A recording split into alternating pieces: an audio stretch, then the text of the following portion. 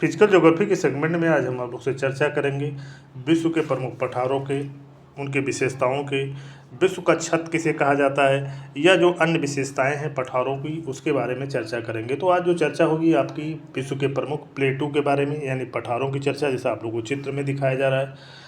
तो विश्व के अगर हम लोग पठारों की चर्चा किया जाए, पहले चर्चा हो जाए पठार होता क्या है।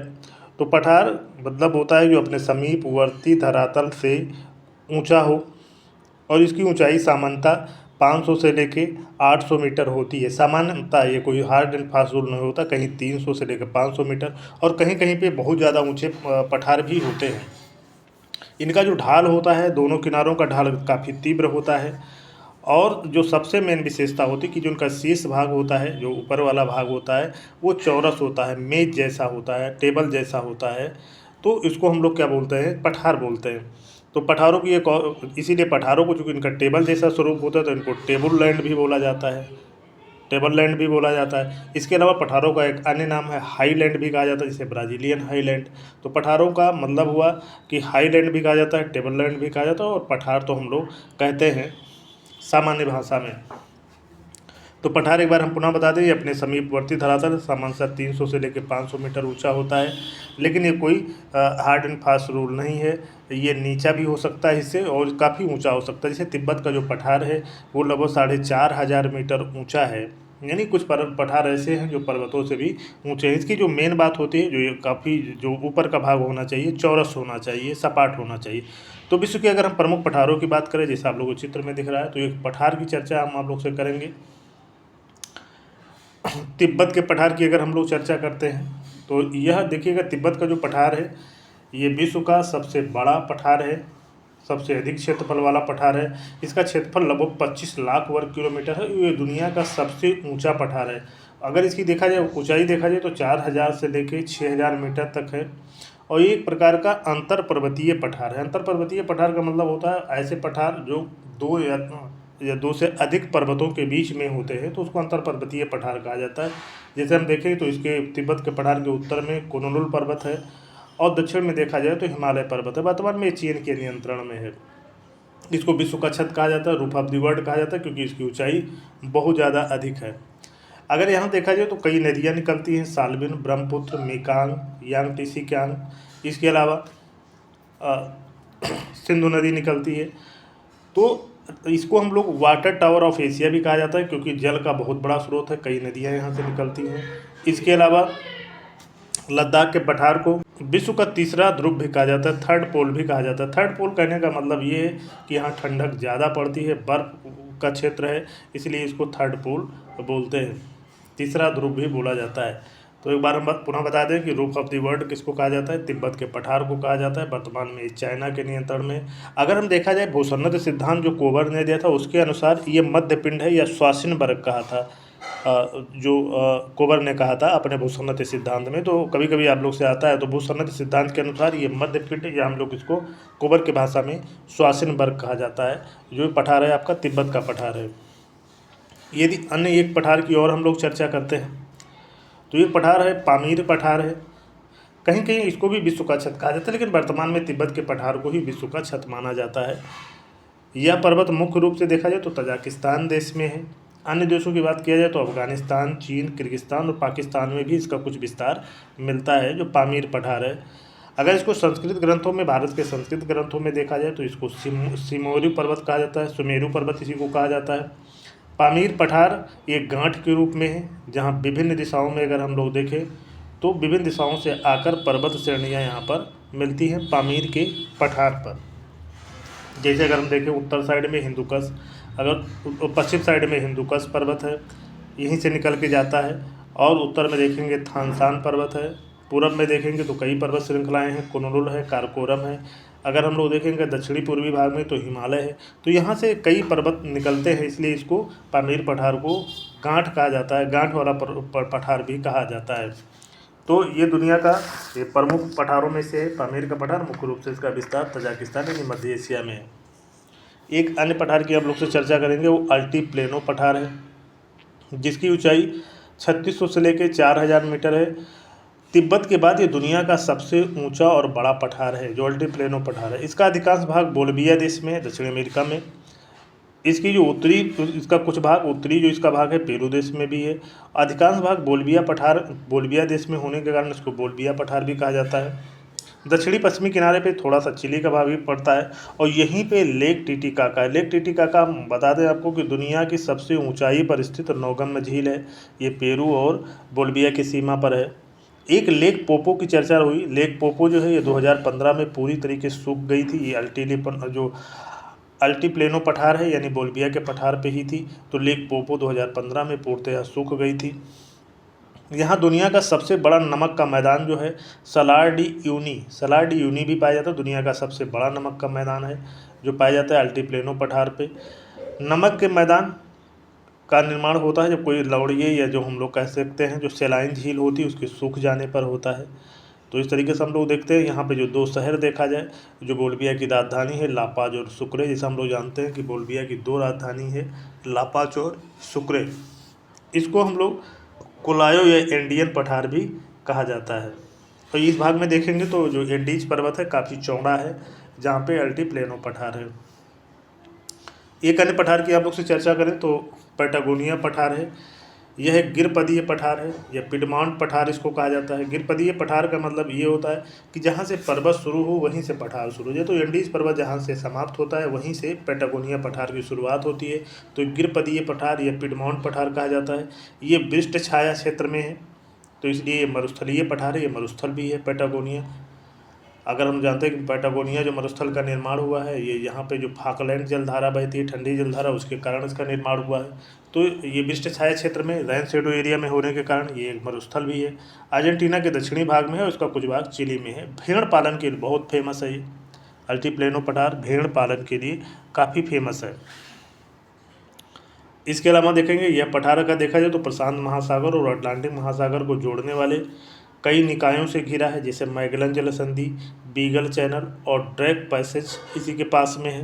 पैटागोनिया शब्द को देखा जाए तो पैटागन से आया और मैगलन ने इस शब्द का प्रयोग सबसे पहले 1520 में इस क्षेत्र की जो मूल जनजातियाँ था उसके लिए किया था।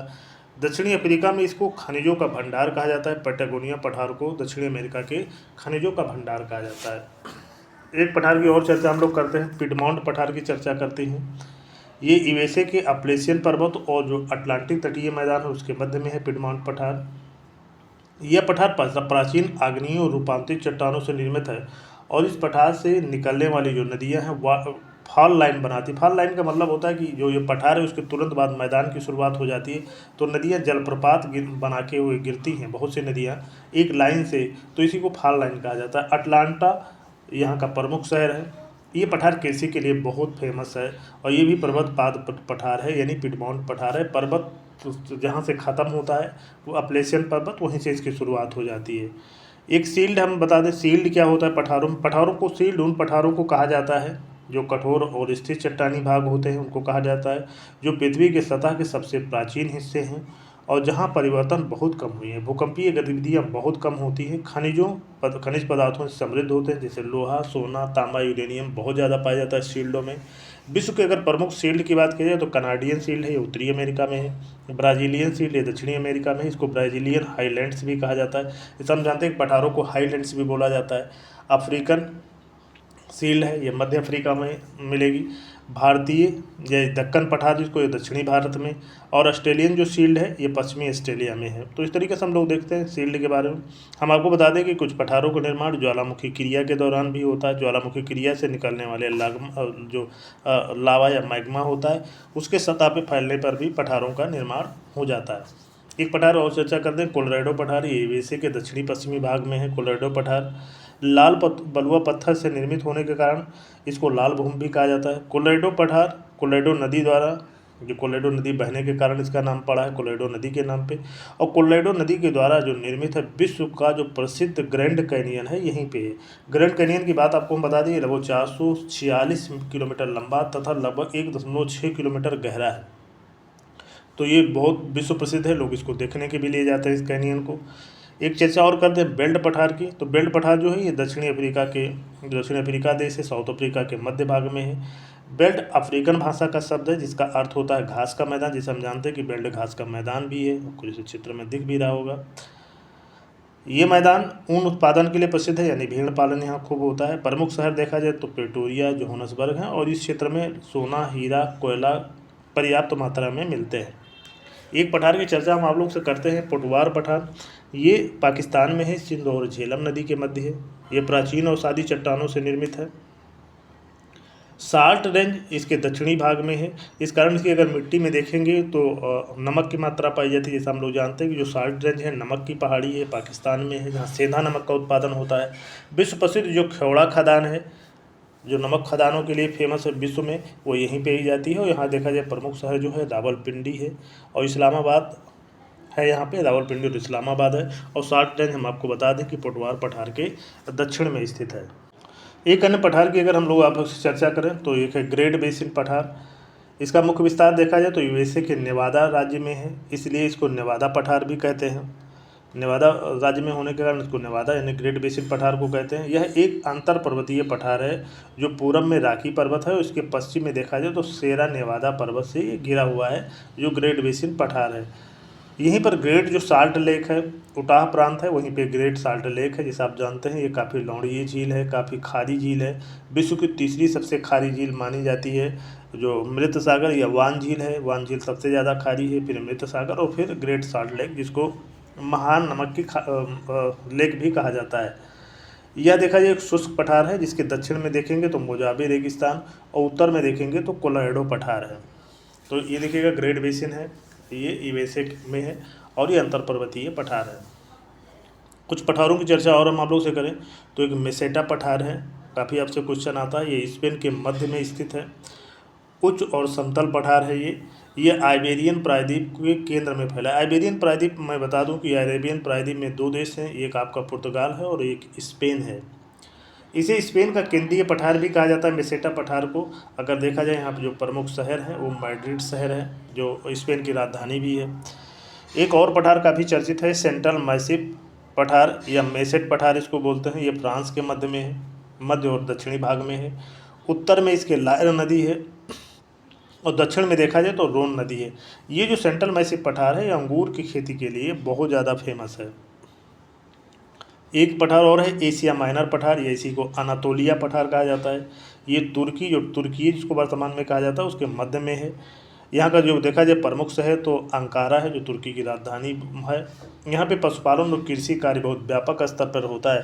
खासकर यहाँ अंगोरा बकरी पाली जाती है। हम आपको बता दें कि अंगोरा बकरी का जो ऊन होता है वो उससे बहुत अच्छे वस्त्र बनते हैं, ऊनी वस्त्र बनते हैं, काफ़ी कीमती वस्त्र बनते हैं अंगोरा बकरी के। एक पठार की और चर्चा कर लें, आथर्टन टेबल लैंड है।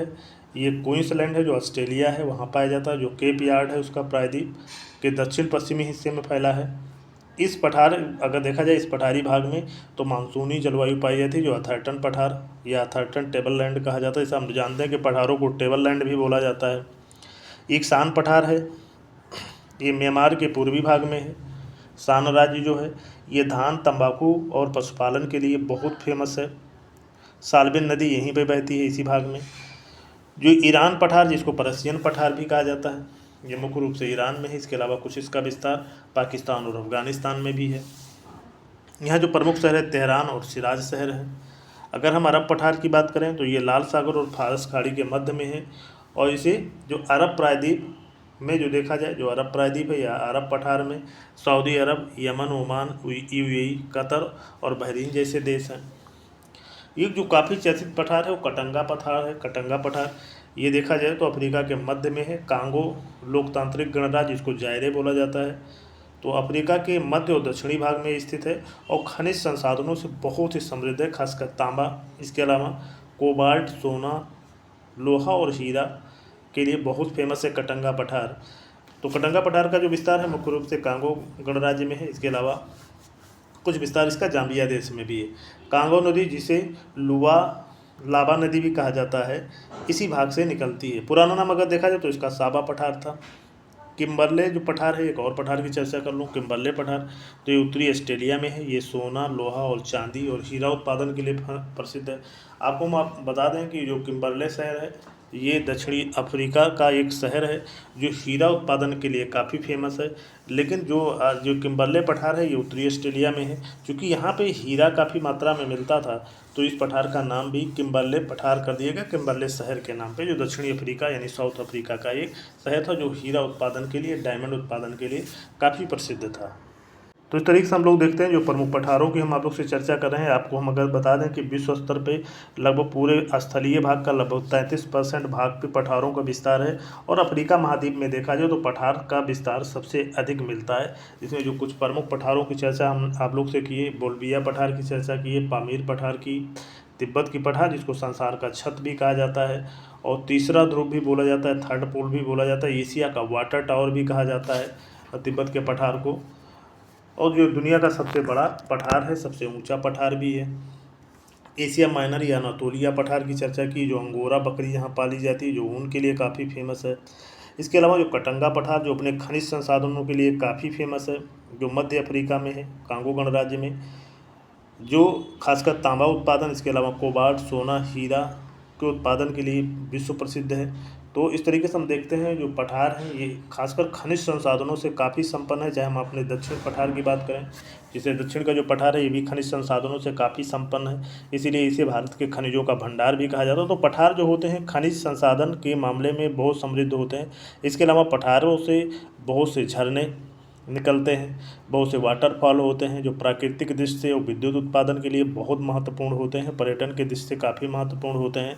जो झरने होते हैं पठारी क्षेत्रों से निकलते हैं। तो आर्थिक रूप से अगर हम लोग देखा जाए खनिज संसाधनों की दृष्टि से, इसके अलावा कुछ जो पठार हैं जो थोड़ा समतल हैं वो खेती के लिए बहुत फेमस हैं। इसके अलावा पशुपालन मुख्यतः देखेंगे तो भेड़ बकरियों का पशुपालन पठारी क्षेत्रों में अधिक मिलता है अन्य जानवरों की अपेक्षा। अगर हम लोग देखते हैं तो भेड़ बकरियों का पशुपालन ज़्यादा होता है। इसके अलावा ऊँटों का और बाकी अन्य जानवरों का भी होता है। भेड़ बकरियों का पालन ज़्यादा होता है पठारी क्षेत्रों में। एक और हम चर्चा कर लें लोएस पठार की।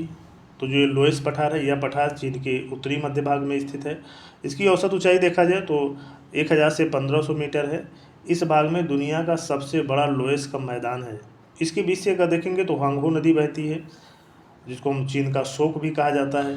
इसको पीली नदी भी कहते हैं क्योंकि जो लोएस के मैदान की मिट्टी पीली है। जब यहाँ से जाती है ये नदी, हांगहो नदी होकर गुजरती है, तो इसकी मिट्टी इसमें घुल जाती है, तो जो पीला रंग हो जाता है इसके पानी का, इसलिए इसको पीली नदी भी कहा जाता है, येलो रिवर भी कहा जाता है। तो हम देखते हैं कि जो लोएस का मैदान है ये मिट्टी जो हल्की है, महीन है, पीले रंग की है, और जिसे पवन द्वारा उड़ाकर यहाँ पे लाया गया है। लोएस के पठार को चीनी सभ्यता का पालना भी कहा जाता है। जो लोएस का पठार है इसको चीनी सभ्यता का क्रेडल भी कहा जाता है। यह क्षेत्र गहरी खाइयों, घाटियों और कटाव भरा पड़ा हुआ है। तो इस तरीके से हम देखते हैं इधर तिब्बत का पठार दुनिया का सबसे महत्वपूर्ण पठार है, सबसे ऊंचा पठार होने के साथ साथ सबसे अधिक क्षेत्रफल वाला पठार भी है। और वर्तमान में अगर हम लोग देखते हैं तो तिब्बत के पठार पे जो नियंत्रण है वो चाइना देश का है। यहाँ बौद्ध संस्कृति है, और हम जानते हैं कि जो हमारा कैलाश मानसरोवर है या कैलाश पर्वत है इसी तिब्बत में है, या मानसरोवर जो झील है इसी तिब्बत पठार में ही स्थित है। एक अन्य पठार की चर्चा अगर हम लोग से करें तो मंगोलियन पठार है। ये एशिया के उत्तरी भाग में स्थित है। एक विशाल पठार है, इसका अधिकांश भाग मंगोलिया में है और कुछ भाग इसका चाइना में है और थोड़ा बहुत भाग इसका रूस में पड़ता है। 30 लाख वर्ग किलोमीटर इसका क्षेत्रफल है। अगर हम देखें मंगोलियन पठार की ऊंचाई देखा जाए तो 900 से 1500 मीटर है। इस भाग में जो स्टेपी घास के मैदान पाए जाते हैं, और अक्सर जो स्टेपी घास के मैदान होते हैं इसलिए पशुपालन के लिए ये काफ़ी महत्वपूर्ण है। इसी पठार के दक्षिण में गोबी रेगिस्तान है, और आप जैसा जानते हैं कि जो चंगेज खान या मंगोल जो साम्राज्य का उद्गम स्थल था ये मंगोलियन पठार ही था। विश्व के अन्य पठारों की चर्चा किया जाए तो ये ओजार्क पठार है, ये यूएसए में है। ये गुम्मदाकार पठार है, और मिसिसिपी नदी है के दक्षिण में पवन के अपादन क्रिया द्वारा निर्मित है। और खासकर ये जो फेमस है सीसा और जस्ता जो जिंक के उत्पादन के लिए विश्व प्रसिद्ध है, जो ओजार्क पठार है। एक अन्य पठार की चर्चा करें तो सियाम पठार, ये उत्तरी पश्चिमी अगर थाईलैंड में देखा जाए तो सियाम पठार मिलता है। हम जानते हैं कि जो थाईलैंड का जो पुराना नाम सियाम भी था।